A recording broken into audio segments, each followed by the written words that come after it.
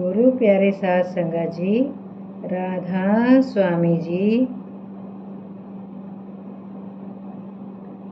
4 नवंबर 1951 को गद्दी नशीनी हुई। संगत दूर दूर से आ रही थी और सत्संग घर के मैदान में तिल रखने की जगह ना थी। संत प्रताप सिंह जी भैनी साहिब वाले, बाबा देवा सिंह जी तरन तारण, गद्दी नशीन श्री रामदास साहिब, सराय रोला के गुरु आदि महात्मा तशरीफ लाए थे। दोपहर को 2 बजे कार्यक्रम प्रारंभ हुआ। गुरबानी के पाठ के बाद बाबू गुलाब सिंह जी ने स्वामी जी महाराज जी का एक छोटा सा शब्द लिया और उसकी संक्षिप्त व्याख्या की।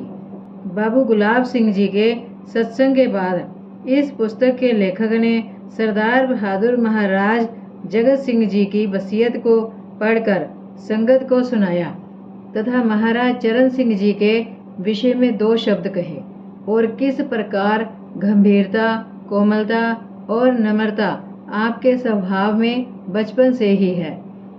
कुछ अपने तथा कुछ और लोगों के अनुभव सुनाए, जिनसे प्रकट होता था कि सतगुरु दीन दयाल सावंत सिंह जी महाराज जी ने आपको शुरू से ही इस काम के लिए चुन रखा था।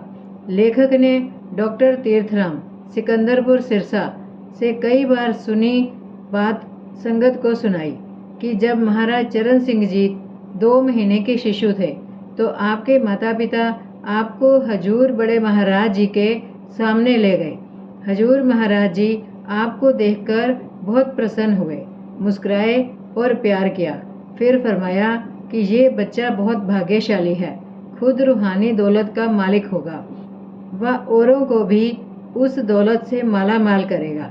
फिर बाबू गुलाब सिंह जी ने एक छोटे से भाषण में सरदार बहादुर जी महाराज जी को श्रद्धांजलि अर्पित की तथा महाराज चरण सिंह जी से आग्रह किया कि सतगुरु के हुक्म के अनुसार आप गुरु गद्दी पर विराजमान होने की कृपा करें।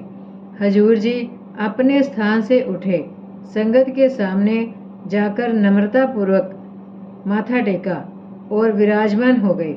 लाउड स्पीकर हजूर जी के सामने रखा गया।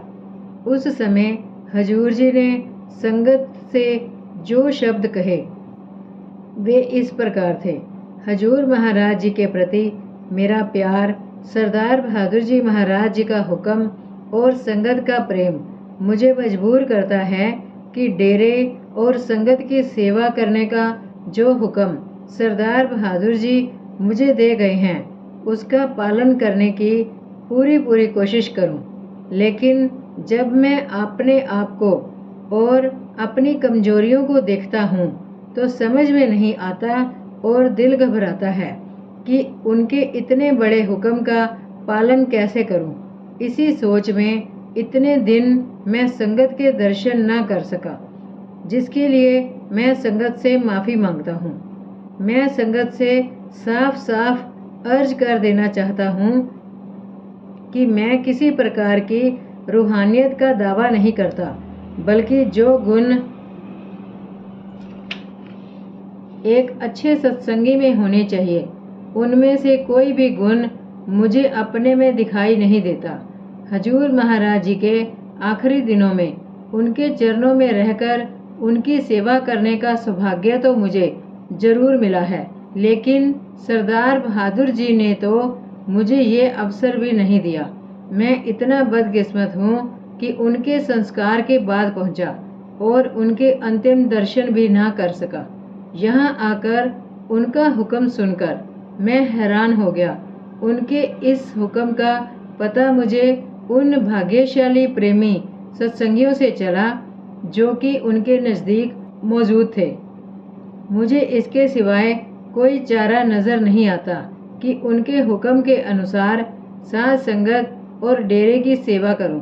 मैं संगत से विनती करता हूं कि मुझे अपना एक छोटा अजीज समझकर, छोटा भाई समझकर संगत अपनी और डेरे की सेवा करने का मौका दे। लेकिन अगर संगत मुझे किसी और दृष्टि से देखने की कोशिश करेगी तो मैं समझूंगा कि संगत अपनी तथा डेरे की सेवा करने का मौका मुझे नहीं देना चाहती और ये मेरे साथ बड़ा अन्याय होगा। सरदार बहादुर जी के जाने का हम सबको बड़ा गहरा सदमा पहुंचा है। अभी हम हजूर महाराज जी के वियोग के दुख को नहीं भूले थे कि सरदार बहादुर जी भी हमें छोड़ गए हैं। उन जैसी हस्तियां संसार में बहुत कम आती हैं। कोई विरला महान योगीश्वर ही उनके जैसी पवित्र बेदाग जिंदगी गुजार सकता है। इस दुख के समय हमें घबराना नहीं चाहिए, बल्कि सुरत शब्द का जो मार्ग वे हमें बता गए हैं उस पर दृढ़ता पूर्वक चलने की कोशिश करनी चाहिए। हजूर सच्चे पातशाह फरमाया करते थे कि वे सबके अंग संग हैं। उनका फरमान सिर्फ मेरे लिए ही नहीं बल्कि सारी संगत के लिए है। डेरे के सभी प्रेमी सेवादारों से मेरी विनती है कि जो भी सेवा वे किसी के स्पुर्द कर गए हैं उसे वे पूरी तरह निभाएं। संगत आज सरदार बहादुर जी की याद में दूर दूर से इकट्ठी हुई है। यहाँ आकर दर्शन देने के लिए मैं सारी संगत का शुक्रिया अदा करता हूँ।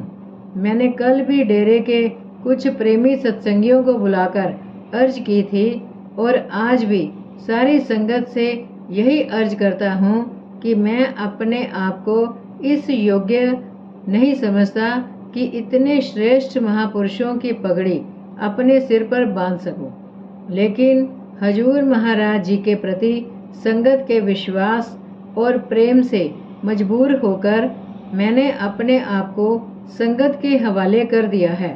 संगत जो उचित समझे कर सकती है।